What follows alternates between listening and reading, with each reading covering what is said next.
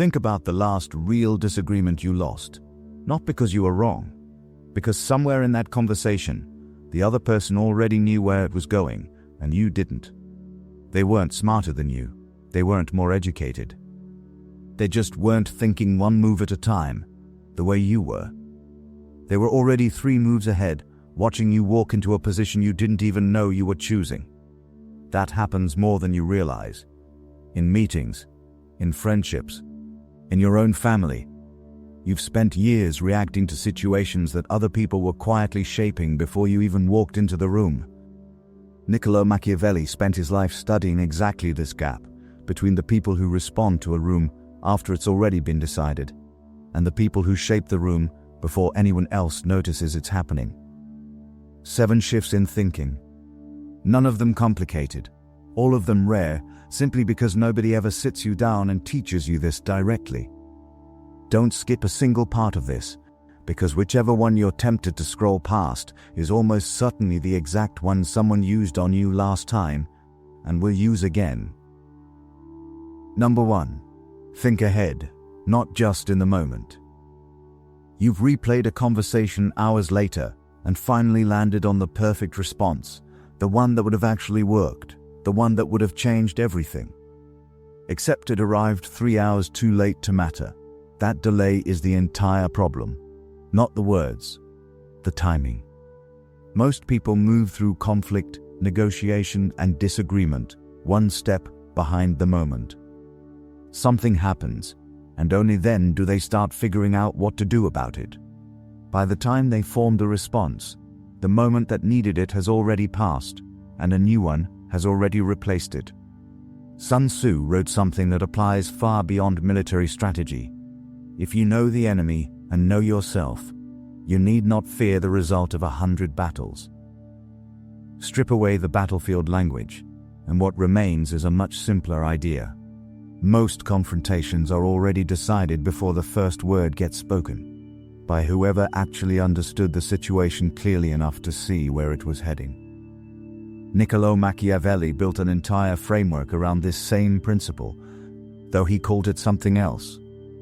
The difference between men who are ruled by fortune and men who prepare well enough in advance that fortune has less room to surprise them. He didn't believe in fate deciding everything.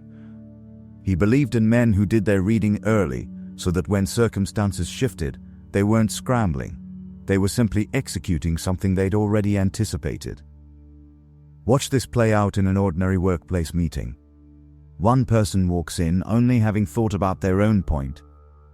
Another walks in having already considered what objections will surface, who in the room benefits from raising them, and what response actually lands before those objections are even spoken aloud.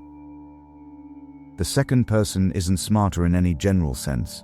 They just did the thinking before the room needed it, instead of during. This is the actual difference between the 90% and the 10%. It's not intelligence, it's sequencing.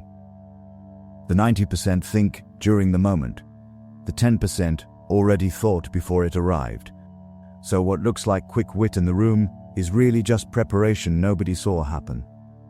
Start noticing where you're thinking in real time, in rooms where everyone else has already done their homework. That single observation will change how you walk into the next one. Number 2, say less, learn more.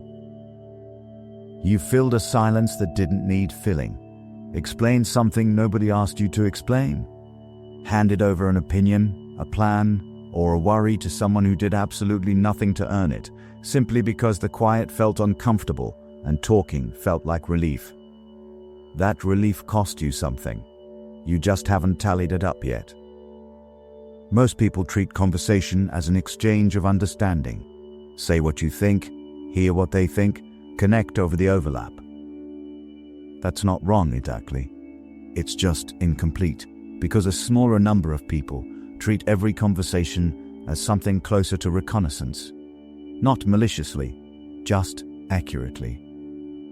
They already understand that every unnecessary sentence you offer is information leaving your hands and entering theirs, permanently, with no way to take it back. Balthazar Gracian, writing centuries ago in The Art of Worldly Wisdom, put it with a bluntness that still lands today. A wise man gets more use from his enemies than a fool from his friends. What he meant runs deeper than it first sounds. The wise person extracts value from every interaction, friendly or otherwise, by paying attention to what's actually being revealed. The fool, meanwhile, surrounds himself with friendly faces and learns almost nothing from any of them, because he's too busy being comfortable to actually observe. Niccolo Machiavelli advised something remarkably similar to the rulers he studied. Never reveal your full position until the moment demands it, because every early reveal simply hands your opponent time to prepare a countermove you haven't even considered yet. This wasn't about secrecy for its own sake. It was about recognizing that information, once given away, can never be ungiven. Watch how this plays out in an ordinary office. Someone asks a casual question in the break room. "So what do you think about the new direction?" It feels like small talk. It rarely is. The person asking already has a position. What they're gathering is yours, so they know exactly how to frame their next move around it. Meanwhile, you've told them everything and learned nothing about where they actually stand. The sharpest people in any room say less than they know and ask more than they answer. Not out of coldness, out of simple math. Every word you don't need to say is information you keep, and every question you ask instead is information you gain. Start counting how many sentences you offer today that nobody actually required from you. That number will tell you more about your current position than almost anything else could. Number 3. Stay calm. Reactions give your power away. Somebody has pushed a very specific button in you before, deliberately, not to see how you'd feel, to see what you'd do once you felt it. Maybe it was a sibling who knew exactly which comment would unravel you at a family dinner. Maybe it was a coworker who found the one comment that would make you defensive in front of people whose opinion mattered. Either way, they weren't guessing. They'd already done the observation work, quietly, over time, and in that moment, they simply collected on it. Epictetus, the Stoic philosopher, wrote something that has outlasted almost everything else from his era. It's not what happens to you, but how you react to it that matters. Most people hear that as a nice sentiment about resilience. It's actually something closer to a warning. Your reaction is data. Every time you respond predictably to a specific kind of pressure, you're teaching whoever's watching exactly which lever to pull the next time they want something from you. Niccolo Machiavelli observed something adjacent to this in the rulers he studied most closely. The ones who lasted were rarely the most talented strategists in the room. They were the ones whose temperament couldn't be reliably provoked into a mistake. Their opponents could push, test, and probe, and get almost nothing predictable back. That unpredictability, more than any particular skill, kept them standing long after more talented, more volatile men had been maneuvered into ruin. Think about how this shows up in an ordinary disagreement at work.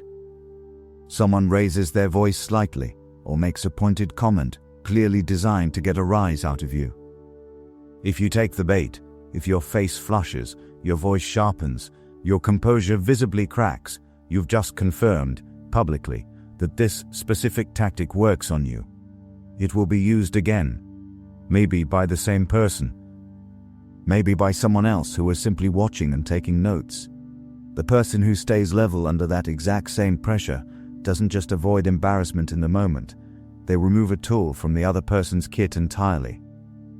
The tactic gets quietly retired because it no longer produces a result worth the effort. This isn't about suppressing what you feel, it's about controlling what other people get to see of it, and when. Feel whatever the moment actually gives you, just don't hand it over for free, in real time, to someone who's only there to collect it. Notice over the next week which specific comments or situations reliably move you. That list is exactly what other people already have written down about you, whether you've admitted it to yourself or not. Number 4. Know what they need, not just what you want to say. You've asked for something you actually deserved: a raise, credit for a project, a fair split of responsibility, and walked away with less than you needed, quietly wondering if you simply asked it wrong. You didn't ask it wrong. The question itself was aimed at the wrong target. Most people negotiate around position, the number they want, the outcome they're hoping for, the specific thing they've decided to say out loud. A smaller number negotiate around interest instead, the actual pressure or constraint sitting underneath the other person's decision, whether or not they ever admit to it directly. Chester Carras, who spent decades studying negotiation professionally, put it about as plainly as it can be put. In business, as in life, you don't get what you deserve, you get what you negotiate. Deserving something and obtaining it turn out to be two entirely separate processes, connected only if you understand what actually moves the person deciding. Niccolo Machiavelli returned to a version of this idea constantly in his writing on rulers. He noted again and again that princes rarely acted according to the values they claimed to hold. They acted according to necessità, the specific pressure bearing down on them in that moment. A stated principle may sound convincing. What someone is actually afraid of losing tends to tell you far more. Watch this in an ordinary request for a raise. One employee walks in and states a number tied to personal need. Rent went up, a comparison against a friend's salary elsewhere. Honest. Also almost entirely irrelevant to the person across the desk, who isn't measured on your rent. The second employer has already done the harder work first. They understand what their manager is actually being evaluated on this quarter: retention, or a specific client relationship nobody wants to risk losing right now. They don't lead with a number. They lay out calmly what the company stands to lose if this particular conversation goes wrong for both of them. Same request, possibly the same number. A completely different conversation because one person aimed at a personal figure and the other aimed at the actual constraint sitting on the far side of the table. This isn't manipulation in any ugly sense. It's simply accuracy. Most requests aren't declined because the person asking was undeserving.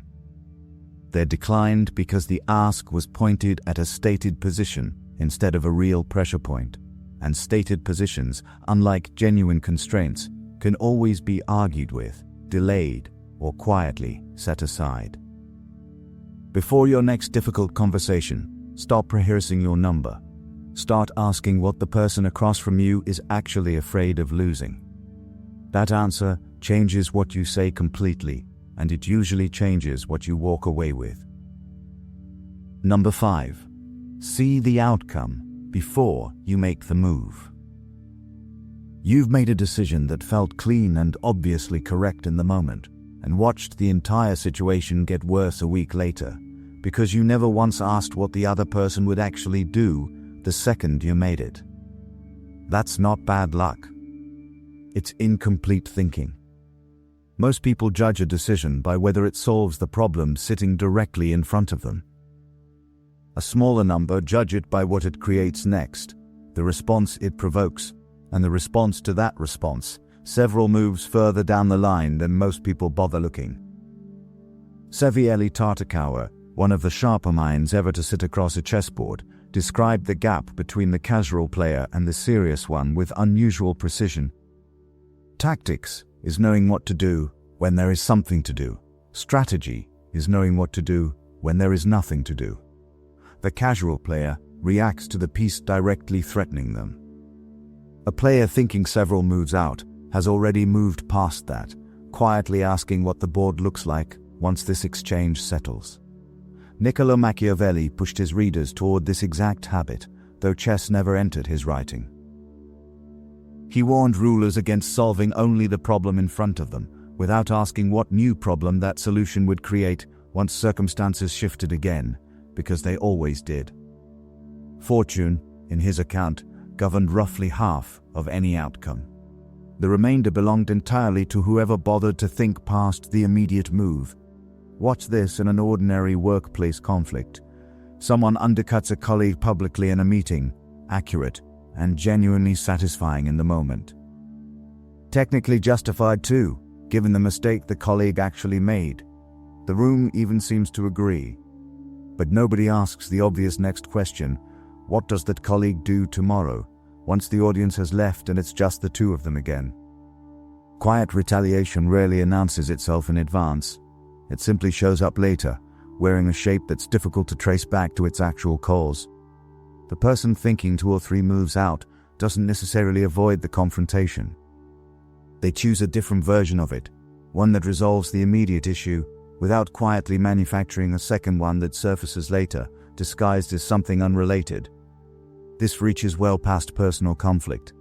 A business that slashes prices to win a short-term deal may rarely ask what the competitor does in response, or what expectation that price now sets permanently in a client's mind. A person who quits a job in a moment of justified frustration rarely considers what that exit communicates to the next employer, quietly checking references months afterward. Most people play the move directly in front of them. The sharper ones are already several moves further down the board, watching how the other side is likely to respond, and choosing their current move with that future response already priced in. Number 6. Notice when old methods stop working. You've used the exact same approach, the same charm, the same argument that worked flawlessly once on a person, a team, a market that had already moved on without telling you. And it didn't just fail quietly, it backfired in a way that left you genuinely confused, because as far as you could tell, you were doing precisely what had worked before. That confusion comes from a specific, common mistake, treating a strategy that worked under one set of conditions as a permanent truth, rather than a temporary answer to circumstances that have likely already rearranged themselves. Heraclitus, writing well over 2,000 years ago, captured this with a line that still holds up uncomfortably well. No man steps in the same river twice, since neither the river nor the man remains the same from one moment to the next. What worked on your old team, your old market, your old relationship was never a law. It was a response to a specific configuration of people and pressures that has since shifted, while you kept consulting the old map. Niccolò Machiavelli built an entire framework around this exact tension between virtù, a person's own skill and judgment, and fortuna, the shifting circumstance nobody fully controls. The rulers who lasted, in his account, weren't the ones with a single best method. They were the ones willing to change method entirely once the times demanded it, without treating any one approach as some fixed identity they were obligated to defend. Watch this in something as ordinary as leadership style. A manager built real trust with a previous team through blunt feedback and high expectations. It worked because that team responded well to it. Then that manager inherits a new team, wired differently, and keeps applying the same intensity, assuming the method itself explained the earlier success rather than the fit between method and people. Morale erodes, turnover creeps upward. The manager, genuinely bewildered, keeps insisting on an approach that used to work, as though nothing around it had moved at all. The same pattern appears at home. A parenting approach that worked cleanly on an older, even-tempered child gets applied without adjustment to a younger one, wired completely differently, and produces the opposite result, because the method was never actually universal. It was calibrated, whether anyone noticed at the time or not, to one specific person who was no longer the only one in the room. The sharp ones hold their methods loosely. Not from a lack of conviction, but because conviction, properly placed, belongs to the goal rather than to whichever tactic reached it last time.